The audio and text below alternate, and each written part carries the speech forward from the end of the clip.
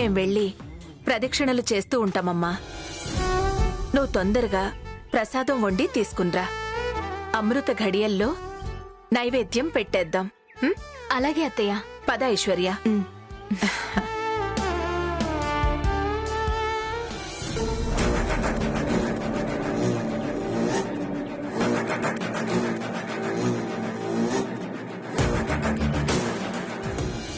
ఇప్పుడు పొంగలి ఎలా చేయాలో ఏంటో.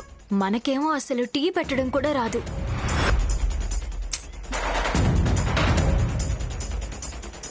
ఐడియా గూగుల్ చేద్దాం.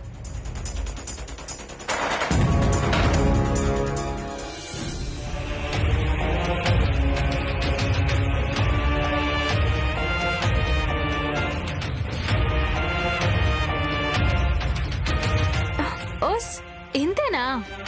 చేసేద్దాం.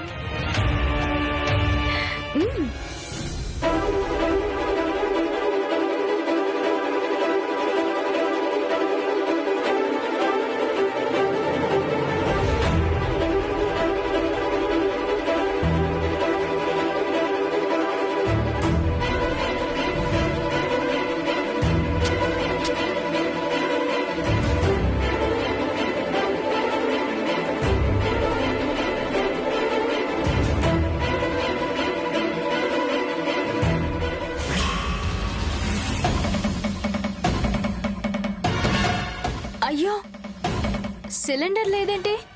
ఇప్పుడు ఎలా?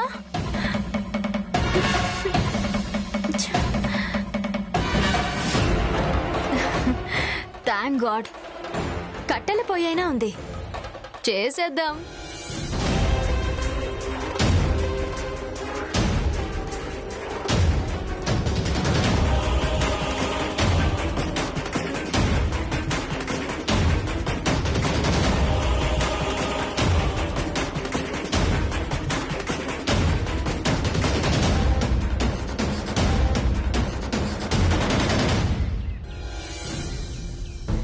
పాపం, కట్టెల పొయ్యి మీద వంటలు చేయటం అలవాట్లేదనుకుంటానమ్మా.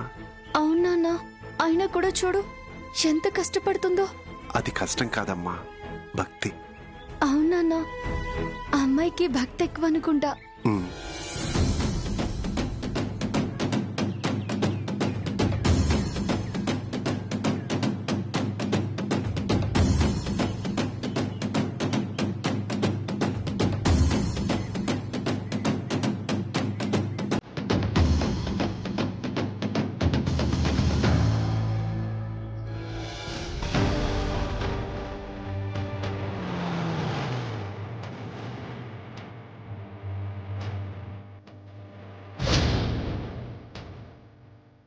ఇంత భక్తున్న పిల్ల ఆ రోజు అలా ఎందుకు కనపడింది నాకు? బహుశా పక్కనున్న స్నేహితులు బలవంతం చేసి తాగించుంటారు.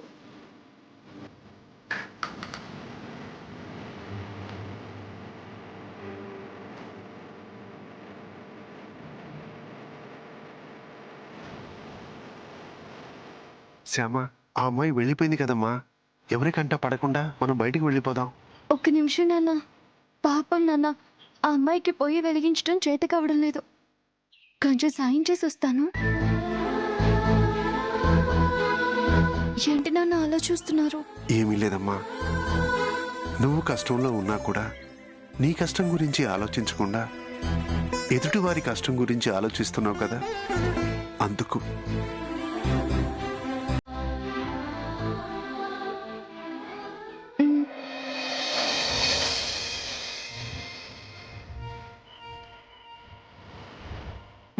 శ్యామ,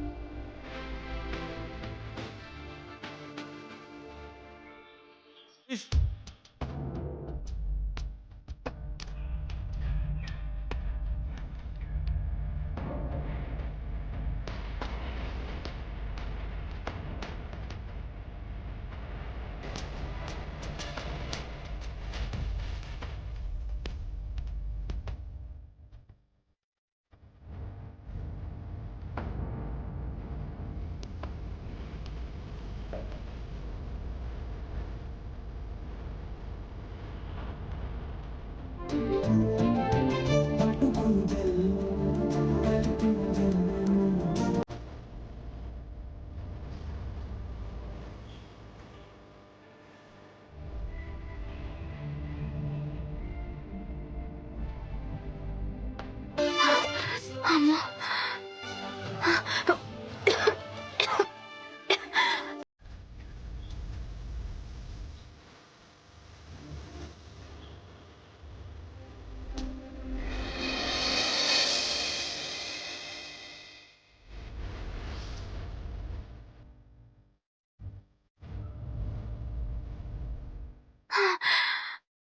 ఈ పొగ తట్టుకోవడం నా వల్ల కాదు.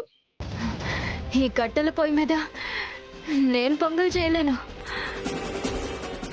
నా వల్ల కాదు అని ఫోన్ చేసి చెప్పేస్తా.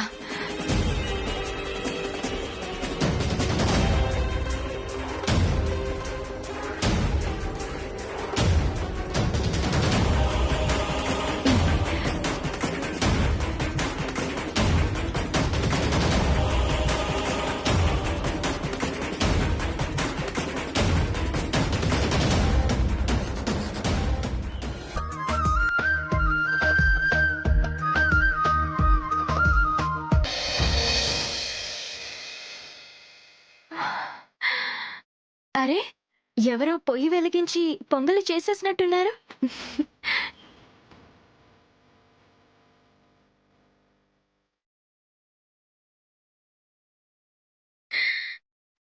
థ్యాంక్ గాడ్, మొత్తానికి గండం గడిచింది.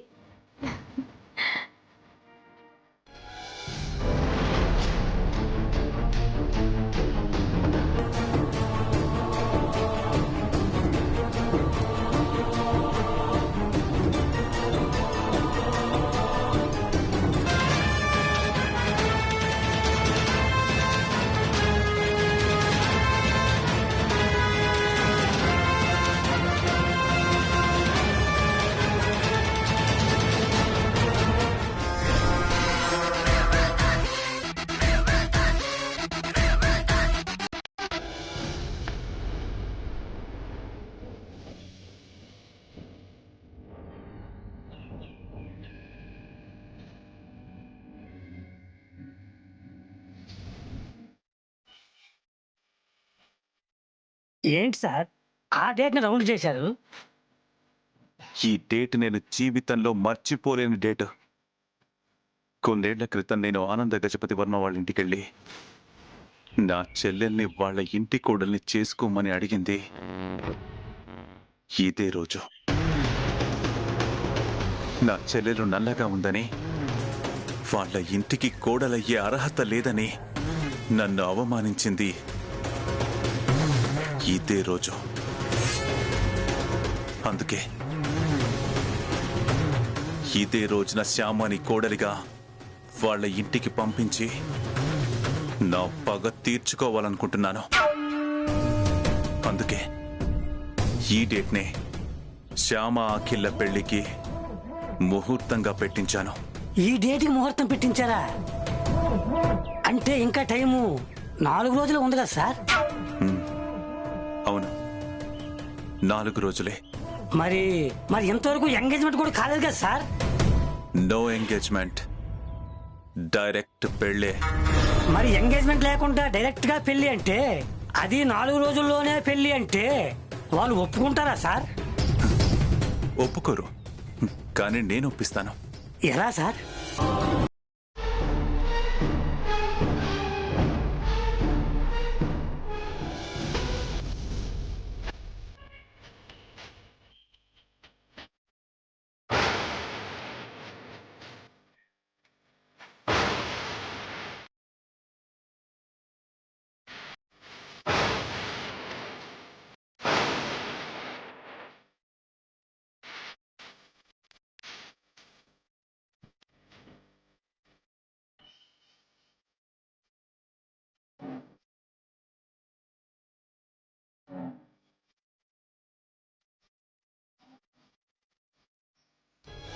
हरि ओं वासुदेवाय विद्महे सुधाहस्ताय धीमहि तन्नो धन्वन्तरिः प्रचोदयात्।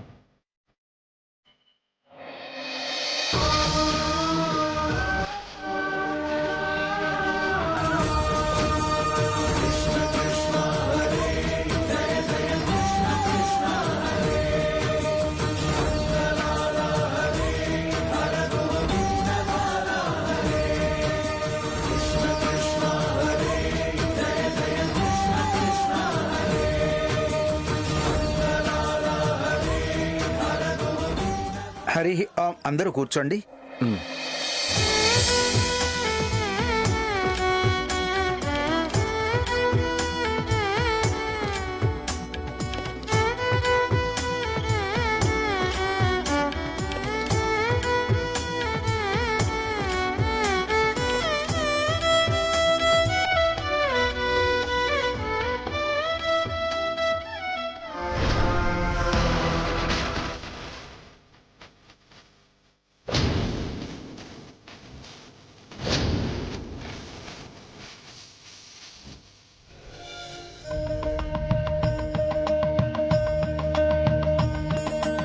తొందరగా పరమాన్నం చేయాలి కదా, పదండి.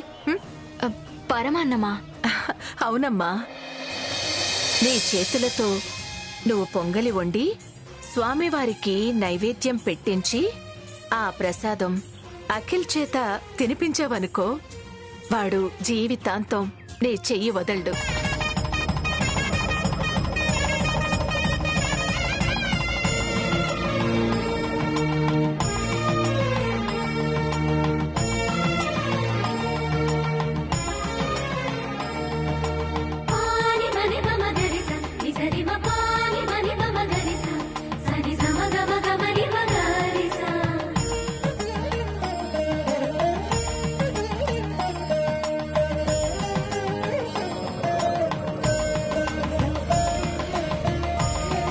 ఆహా, ప్రసాదం అమృతంలా ఉంది. తను ఎంతో భక్తితో చేసింది కదా, అందుకే అంత రుచి వచ్చింది. ఈ పొంగలిలో పాలు బెల్లం ఎలా కలగలిసిపోయాయో, అలా ఈ పొంగలి చేసిన తను నువ్వు అలా కలగలిసిపోవాలి.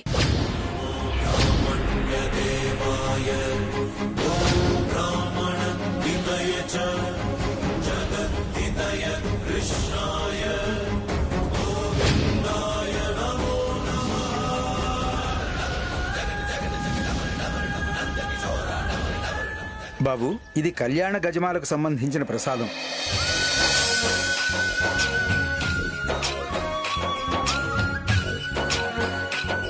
ఇదిగోనమ్మా.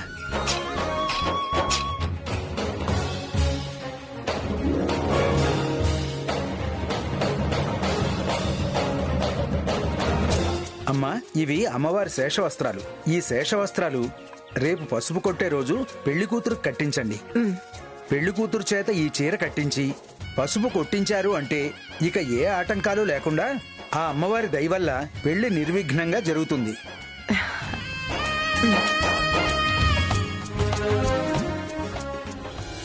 అవునా? అఖిల్ బాబు వాళ్ళు కూడా గుడికొచ్చారా? అవును హరిప్రియ, వాళ్ళని చూడగానే గుండాగినంత పనైంది నాకు. వింటుంటేనే నాకు గుండె ఆగిపోయేలా ఉంది. అఖిల్ బాబు ఒక్కరే కనబడుంటే ఇలా భయపడే వాళ్ళం కాదమ్మా. ఆయనతో పాటు వాళ్ళ అమ్మగారు, వాళ్ళ చిన్నతన గారు కూడా ఉన్నారు. అందుకే అంత భయం వేసింది నాకు. అబ్బా, అంత భయం వేసిందా? అంత భయపడేదానివే అయితే అసలు గుడికెందుకెళ్ళావు? రాత్రంతా అక్కడెందుకున్నావు? అఖిల్ వాళ్ళు అక్కడికి వస్తున్న విషయం తెలిసే మీరక్కడికి వెళ్ళుంటారు. లేదు గురువమ్మ, వాళ్ళు వస్తున్న విషయం మాకు తెలీదు. నిజం గురువమ్మా, గుడిలో సన్నాయి వాయించడానికి రమ్మంటేనే మేము అక్కడికి వెళ్ళాం. వాళ్ళు వస్తున్న విషయం నిజంగా మాకు తెలీదు అని మీరు చెప్పేస్తే నమ్మేస్తాననుకుంటున్నారా? ఇలా అయితే నీ పెళ్లి జరిగేలోపు నా చావు వచ్చేలా ఉంది. నువ్వేం చేసినా కూడా మా వసంతొదిన నన్నే అంటుంది, వద్దు ఇంకీ ఊళ్ళో ఉండొద్దు.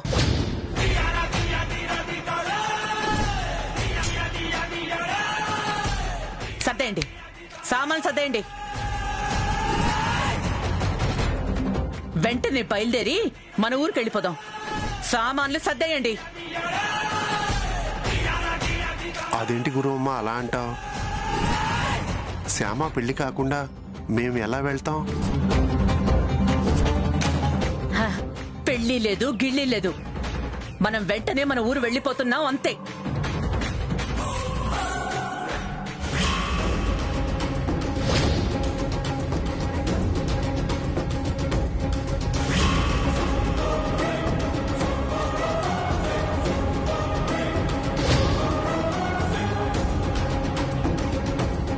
అదేంటి గురువమ్మా,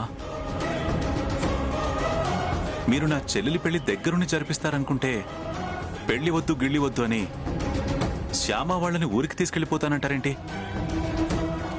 అంటే ఎలా చెప్పాలో అర్థం కావడం లేదు. జరిగిందా చెప్పు మమ్మీ. ఏం జరిగిందంటే అది వీళ్ళు వచ్చిన పని మానేసి వేరే పనులు చేయటం మొదలు పెట్టేశారు. అంటే ఈ ఊళ్ళోకి వాళ్ళొచ్చింది శ్యామ పెళ్లి కోసం కదా, అది మానేసి గుళ్ళో సన్నాయి వాయించడం మొదలు పెట్టారు. రాత్రంతా గుళ్ళో ఉండి ఇప్పుడే వచ్చారు.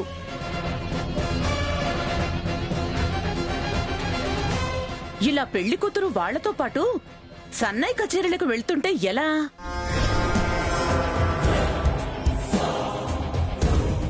పెళ్లి లోపల దాని మొహం ఎంత నీరసంగా తయారవుతుంది. అసలే గాలి కొడితే ఎగిరిపోయేలా ఉండే మనిషి ఇంకా నీరసపడిపోతే రేపు పెళ్లి పెట్ల మీద చూడ్డానికి ఏమైనా బాగుంటుందా చెప్పండి? అందుకే వాళ్ల చేత ఈ సన్నాయి ప్రోగ్రాం లాపించడం కోసం పెళ్ళొద్దు గిళ్ళొద్దు మన ఊరు వెళ్లిపోదామని బెదిరిస్తున్నాను అంతే. అసలు మేము ఇక్కడికి వచ్చిందే శ్యామ పెళ్లి చేయడానికైతే ఆ పెళ్లి చేయకుండా వీళ్ళని మా ఊరెందుకు తీసుకెళ్తాను చెప్పండి? ఇంతేనా? నేనేంటో అని టెన్షన్ పడిపోయాను. విషయం నీకెక్కడ తెలిసిపోతుందా అని నేను టెన్షన్ పడ్డాను. బాబాయ్ గారు, నేను ఇందాకే మగ పెళ్లి వాళ్ళతో మాట్లాడాను. అవునా? చాలా సంతోషం బాబు. వాళ్ళని మన ఇంటికి ఒకసారి రమ్మనలేకపోయారా? పెళ్లి విషయాలు మాట్లాడుకునే వాళ్ళం. అందుకే ఫోన్ చేశాను బాబాయ్ గారు. వాళ్ళేదో బిజీగా ఉన్నారట. పంతులు గారు వాళ్ళతో మాట్లాడించి ఆ ముహూర్తం ఏదో నన్నే పెట్టించమన్నారు.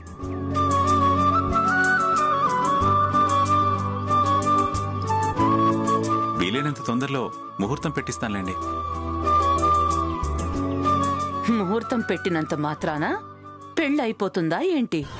మేం వచ్చిందే ఆ పెళ్లి చెడగొట్టడానికి కదా. మేమిక్కడుండగా ఆ పెళ్లి జరగదు.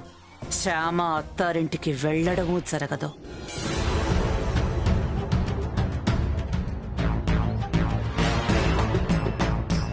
ఏంటన్నయ్య గారు మీరనేది?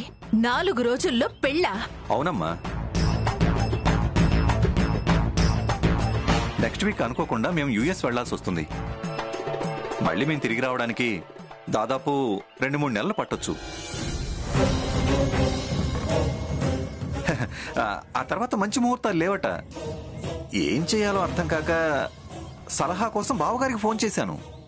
కానీ బావగారు నా ఫోన్ ఆన్సర్ చేయలేదు. Daddy board of directors meeting లో ఉన్నారు, అందుకే మీ ఫోన్ ఆన్సర్ చేసి ఉండరు. ఓహో అవునా? నాన్నగారితో మాట్లాడడం కుదరలేదు. ఏం చేయాలో నాకు అర్థం కాలేదు. చివరికి దేవుడి ముందు చీటీలేసి తీస్తే ఈ ముహూర్తానికే పెళ్లి చేయమని వచ్చింది.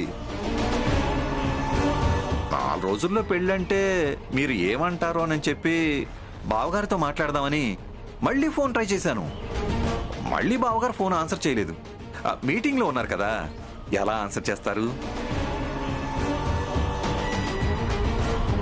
ఇప్పుడు మీరు ఆ పరిస్థితిని అర్థం చేసుకుంటారని, మా మాట కాదనరు అనే నమ్మకంతో వెంటనే ప్రెస్కెళ్ళి శుభలేఖలు ప్రింట్ చేయించి తీసుకొచ్చాను.